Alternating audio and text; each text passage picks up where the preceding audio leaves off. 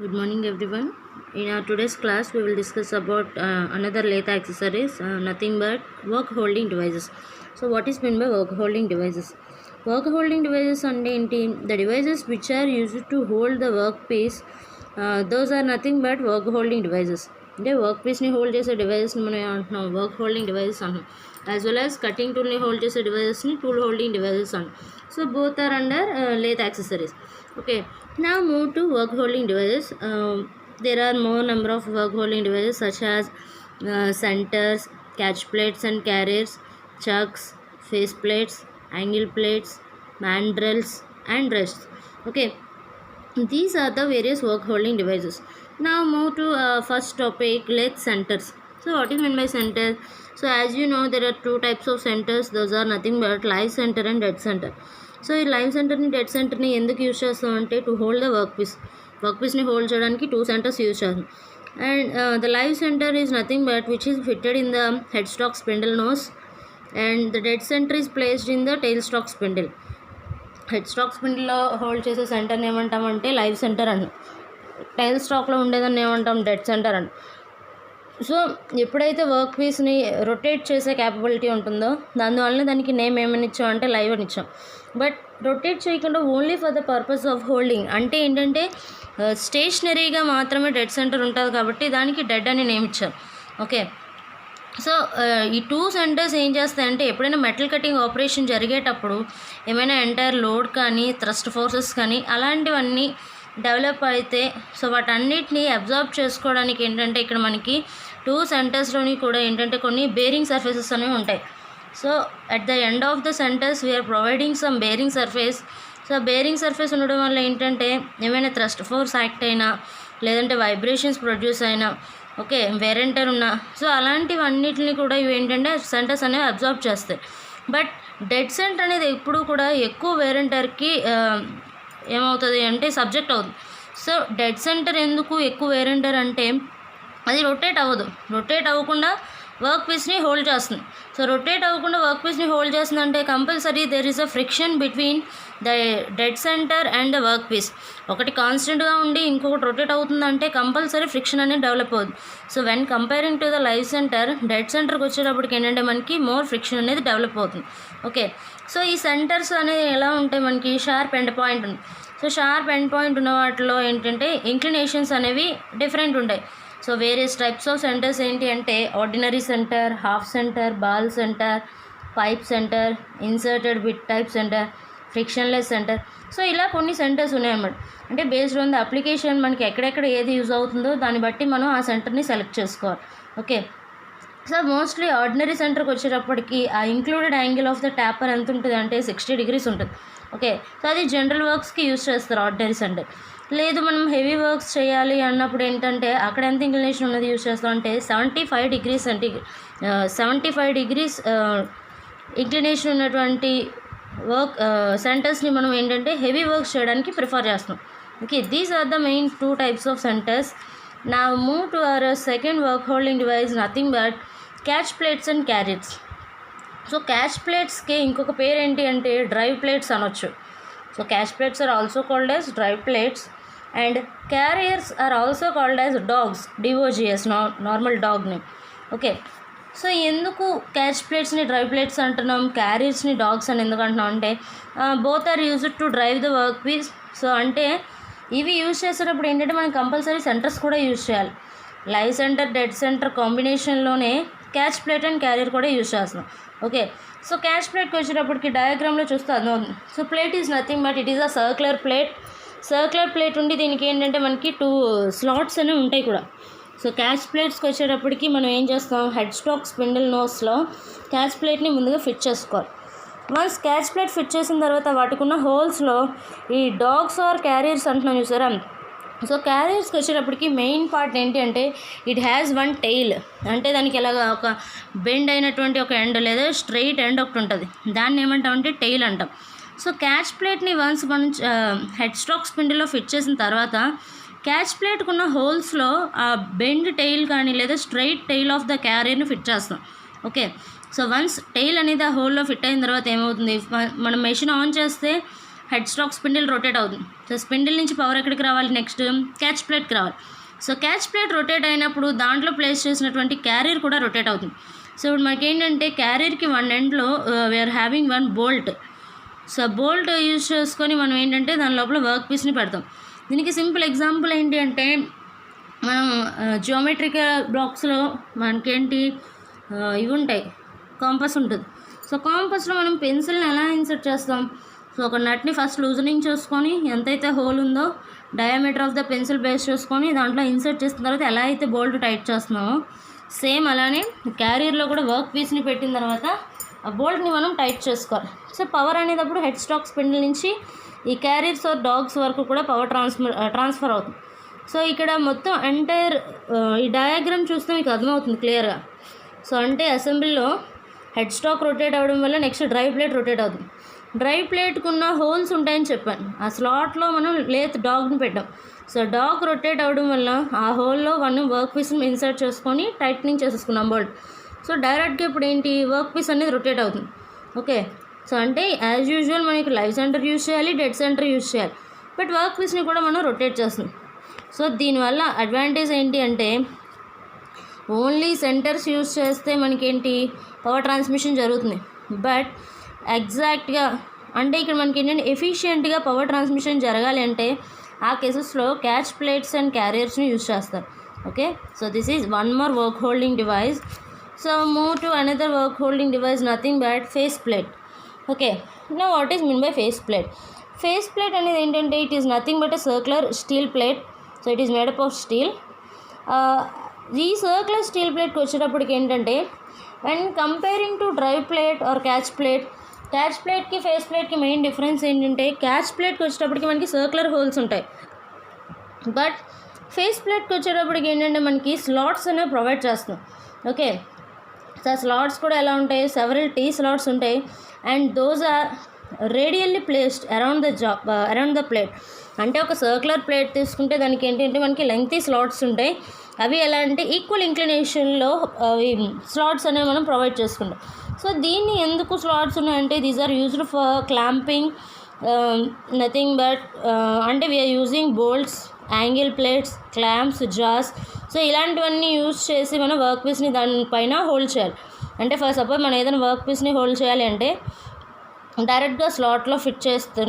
చూడండి, for suppose సెంటర్లో work piece పెట్టాం, బట్ ఈ చివర ఏదైతే స్లాట్ ఉందో ఇటువైపు ఒక బోల్ట్, ఇటువైపు ఒక బోల్ట్, టాప్లో ఒక బోల్ట్, బాటంలో ఒక బోల్ట్ వేసాను. సో ఇంక వర్క్ పీస్ అక్కడి నుంచి మూవ్ అయ్యే ఛాన్స్ ఉంటుందా? సో ఉండదు. అంటే ఫేస్ ప్లేట్కి వచ్చేటప్పటికి ఇర్రెగ్యులర్ షేప్స్ వర్క్ పీసెస్ని కూడా మనం హోల్డ్ చేయొచ్చు. నా face plate is directly coupled to head stock spindle.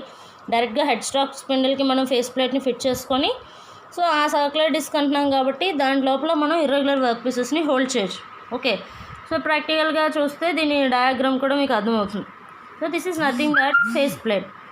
Now move to another work holding device, nothing but angle plate. So angle plate annam kabatti, so it is made up of cast iron, but face plate anedi it is made up of steel. So angle plate anedi it is made up of cast iron and దీనికి ఏంటంటే మనకి two faces ఉంటాయి. So angle plate అంటే ఎలా ఉంటుంది, for suppose let us consider try square. So try స్క్వేర్కి వచ్చేటప్పటికి ఏంటి మనకి టూ స్కేల్స్ ఉంటాయి, బోత్ ఆర్ ఎగ్జాక్ట్గా మనం 90 degreesలో ప్లేస్ చేసుకుంటాం. సో అలానే ఇక్కడ యాంగిల్ ప్లేట్కి వచ్చేటప్పటికి ఏంటంటే టూ ఫేసెస్ ఉంటాయి. So it is a combination of two plates. ఒక లీనియర్ ప్లేట్స్ రెండు తీసుకొని ఎగ్జాక్ట్ 90 degreesలో మనం మెషినింగ్ చేసుకొని అరేంజ్ చేసుకుంటే ఎలా ఉంటుందో అలా ఉంటుంది యాంగిల్ ప్లేట్. ఓకే, డయాగ్రామ్ చూస్తే మీకు అర్థమవుతుంది. దీంట్లో కూడా యాజ్ యూజువల్ స్లాట్స్ ఉంటాయి. ఓకే, ఇందాక ఫేస్ ప్లేట్లో ఎలా అయితే స్లాట్స్ ఉన్నాయో ఇక్కడ కూడా యాంగిల్ ప్లేట్లో వీఆర్ హ్యావింగ్ స్లాట్స్.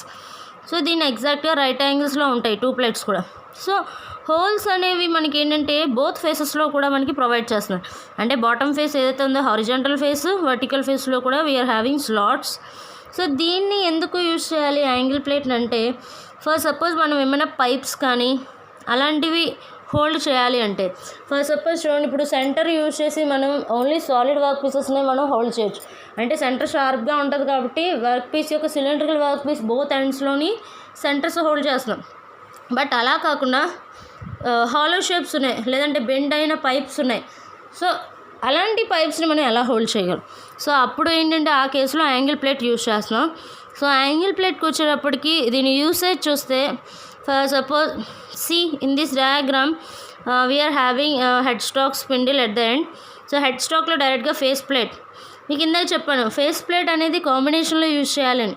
సో ఇప్పుడు ఫేస్ ప్లేట్ యూజ్ చేస్తున్నాం అంటే సర్క్యులర్ స్టీల్ సర్క్యులర్ ప్లేట్, ఆ సర్క్యులర్ ప్లేట్కి హోల్స్ ఉంటాయి, ఆల్రెడీ స్లాట్స్ ఉంటాయని చెప్పుకున్నాం. సో ఆ స్లాట్స్లో బాటమ్ ఎండ్లో నేను ఏం చేస్తాను, ఒక స్లాట్కి ఏంటంటే యాంగిల్ ప్లేట్ని ఫిట్ చేశాను. ఎల్ షేప్లో ఉంది కదా, that is nothing but angle plate. So బాటంలో ఎప్పుడైతే వెయిట్ పడిపోతుందో ఆపోజిట్లో మనం ఏం చేయాలి, కౌంటర్ వెయిట్ పెట్టాలి. సో కౌంటర్ వెయిట్ కోసం ఏంటంటే సమ్ వెయిటింగ్ స్ట్రిప్స్ అనేవి యాడ్ చేసుకుంటున్నాం. ఓకే, సో అంటే బాటంలో ఉన్నది యాంగిల్ ప్లేట్, టాప్లో ఉన్నది nothing but counter weight.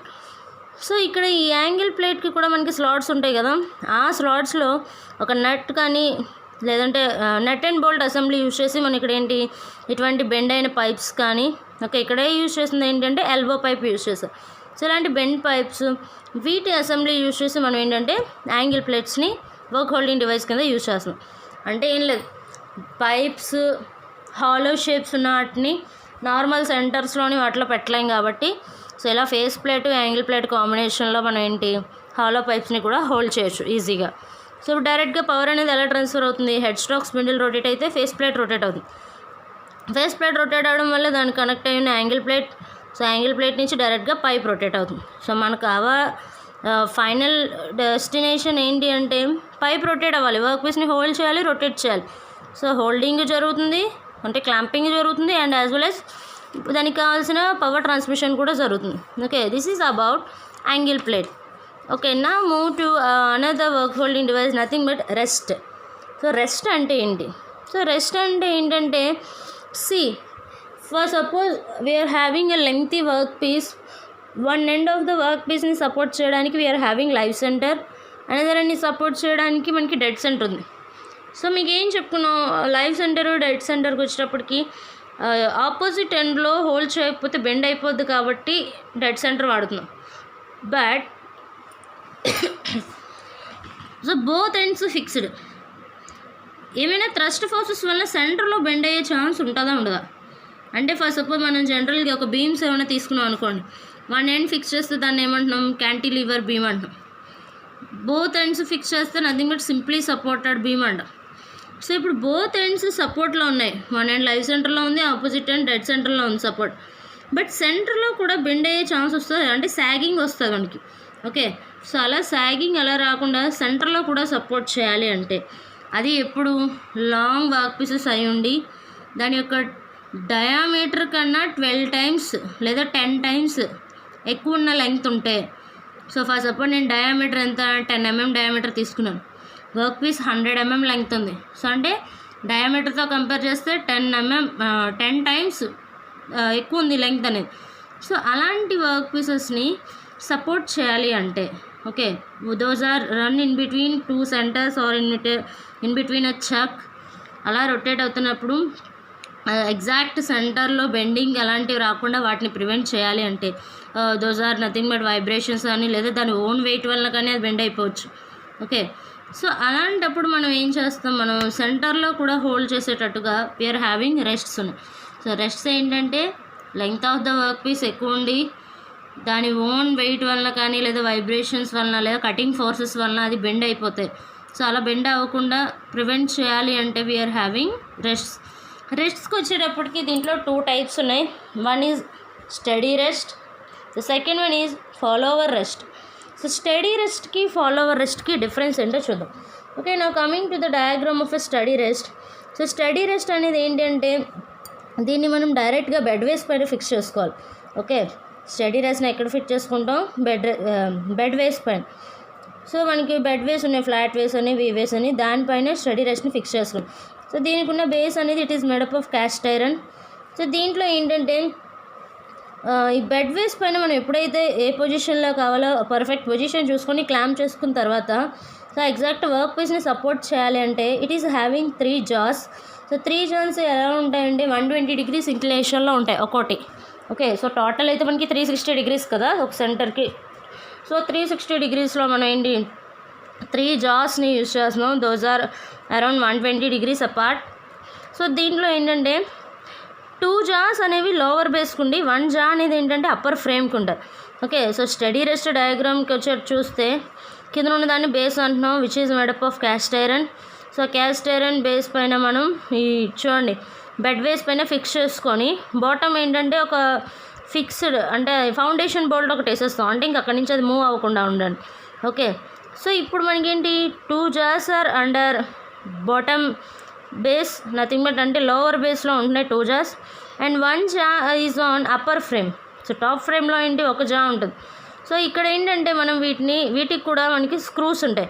So screws tight చేసుకుని అంటే based on the diameter of the work piece diameter చిన్నది ఉందనుకోండి. సో ఈక్వల్ మూమెంట్లో మనం 3 జాస్ని కూడా ముందుకు మూవ్ చేసుకొని వర్క్ పీస్ని హోల్డ్ చేయాలి.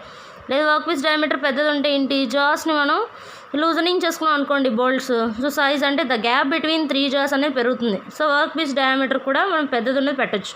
ఓకే, సో వీటిని మనం అడ్జస్ట్ చేసుకోవడానికి we are having rotating individual screws.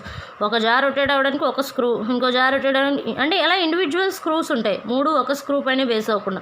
Okay, so అంటే డిఫరెంట్ డయామీటర్స్ని మౌంట్ చేయడం కోసం మనకి అలా జాస్ అనేది ఇండివిజువల్గా మూవ్ అవ్వడానికి ఛాన్స్ ఇచ్చారు. ఓకే, నా the upper portion of the rest ఎలా ఉంటుందంటే ఒక పక్క మనం హింజ్డ్ జాయింట్ అని ఒకటి ఉంటుంది.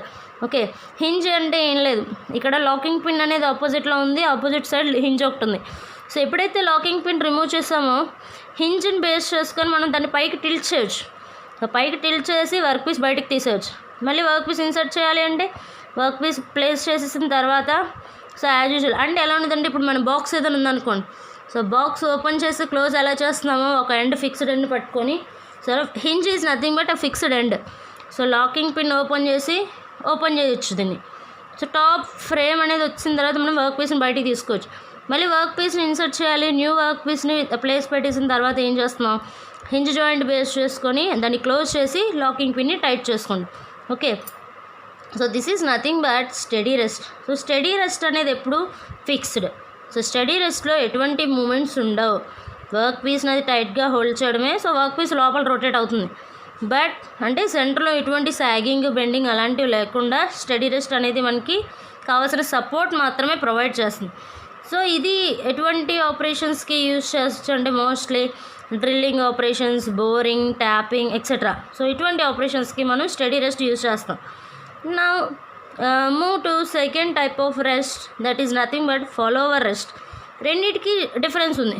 స్టడీ అంటే కాన్స్టెంట్గా ఉండాలి, ఫాలోవర్ రెస్ట్ అంటే ఏమవ్వాలి మూవ్ అవ్వాలి. ఓకే, సో స్టడీ రెస్ట్ని మనం బెడ్ వేస్ పైన డైరెక్ట్గా పెట్టుకున్నాం, బట్ ఫాలోవర్ రెస్ట్ని ఎక్కడ పెట్టాలంటే క్యారేజ్ పైన పెడతాం. Okay, so back end of the carriage. So one side మనకేంటి కటింగ్ టూల్స్ అంటే saddle, cross slide, compound rest, tool post ఇలా ఉంటాయి one end of the carriage. Opposite end of the carriage అంటే క్యారేజ్కి back side place ఉంటుంది, ఆ ప్లేస్లో ఏంటంటే మనం ఫాలోవర్ రెస్ట్ని పెడతాం. సో ఇప్పుడు ఫాలోవర్ రెస్ట్ అనేది ఏంటి, it is bolted back end of the carriage, అంటే క్యారేజ్కి బ్యాక్ ఎండ్లో మనం దీన్ని బోల్ట్ చేసుకుంటాం. సో టూల్ అనేది మనకి ఎగ్జాక్ట్గా ఏ పొజిషన్ కావాలో టూల్ని కటింగ్ టూల్ని సెట్ చేసుకున్న తర్వాత ఇక్కడ ఏంటంటే one end of the base ఇక్కడ చూడండి స్టడీ రెస్ట్లో వర్క్ పీస్ని మనం ఎటువంటివి డ్రిల్లింగ్, ట్యాపింగ్ అంటే టైల్ స్టాక్లో చేయాల్సిన ఆపరేషన్స్కి వచ్చేటప్పటికి స్టడీ రెస్ట్ వాడాం. అలా కాకుండా క్యారేజ్లో ఉన్న కటింగ్ టూల్ యూజ్ చేసి చేయాలి అన్నప్పుడు కటింగ్ టూల్ ఒకవైపు దాని ఆపరేషన్ పెర్ఫామ్ చేస్తుంటే ఆపోజిట్ ఎండ్లో సపోర్ట్ చేయడానికి ఏంటంటే మనకి ఫాలోవర్ రెస్ట్ ఉంటుంది. సో సపోజ్ కటింగ్ టూల్ని మనం ఫీడింగ్ ఇస్తూ లీనియర్గా మూవ్ చేస్తే క్యారేజ్ మూవ్ అవుతుంది. So at the same time carriage move అవుతుందంటే క్యారేజ్ మీదే మనకి ఫాలోవర్ రెస్ట్ ఉంది. సో ఫాలోవర్ రెస్ట్ కూడా టూల్తో పాటు మూవ్ అవుతుంది అన్నమాట. సో అలా అంటే కటింగ్ టూల్ మూమెంట్ని ఫాలో అవుతుంది కాబట్టి దీన్ని ఏమంటాం మనం ఫాలోవర్ రెస్ట్ అంటాం. Okay, so follower rest having 2 jars. Okay, దీనికి ఇక్కడ హింజ్ జాయింట్ కానీ అలాంటిది ఏమి ఉండదు. సో ఇది సింపుల్ అసెంబ్లీ. సో ఈ 2 jars మనం లూజనింగ్ చేసుకొని పెద్ద డయామీటర్ ఉన్న వర్క్ పీస్ని హోల్డ్ చేయొచ్చు. టైటనింగ్ చేసుకుంటూ అంటే 2 jars దగ్గరకు వచ్చాయనుకోండి స్మాల్ సైజ్ వర్క్ పీస్ని హోల్డ్ చేయొచ్చు. సో దీన్ని ఎక్కడ యూజ్ చేస్తాం, డిఫ్లెక్షన్ అంటే వర్క్ పీస్ డిఫ్లెక్షన్స్ ఏం లేకుండా అంటే బెండ్ అవ్వకుండా. సో దీన్ని ఏంటంటే entire length of the work piece కూడా మనం టర్నింగ్ చేస్తున్నప్పుడు దీన్ని మనం సెట్ చేసుకోవచ్చు. అంటే ఇప్పుడు చూడండి టర్నింగ్ ఆపరేషన్ పర్ఫామ్ చేస్తున్నాం, నేను ఇక్కడ లెఫ్ట్ హ్యాండ్ని స్టార్ట్ చేసి రైట్ హ్యాండ్ వరకు అంటే హెడ్ స్టాక్ దగ్గర స్టార్ట్ చేసి టైల్ స్టాక్ వరకు అలా వర్క్ పీస్కి టర్నింగ్ చూసుకుంటూ వెళ్తున్నాం. సో అలా వెళ్తున్నప్పుడు ఏంటి కటింగ్ టూల్ టచ్ అయినప్పుడల్లా అక్కడ ఏమైనా బెండ్ అవ్వడం కానీ లేదా వైబ్రేషన్స్ ప్రొడ్యూస్ అవ్వడం కానీ జరుగుతుంది. సో దాన్ని ప్రివెంట్ చేయడానికి ఏంటి, so so cutting tool move అవుతున్న టైంలో ఫాలోవర్ రెస్ట్ కూడా ఆపోజిట్ ఎండ్లో సపోర్ట్ చేస్తూ మూవ్ అయింది అనుకోండి. So there is no deflection. So ఇంకా అక్కడ అది బెండ్ అయ్యే ఛాన్స్ ఉండదు. ఓకే, జస్ట్ ఒక ఈ యానిమేషన్ వీడియో చూస్తే మీకు అర్థం అవుతుంది. Okay, so these are about various work holding devices. So ఇంకా మనం కవర్ చేయాల్సిన టాపిక్స్ ఏమేమి ఉన్నాయంటే చక్స్ చెప్పలేదు, మ్యాండ్రిల్స్ చెప్పలేదు.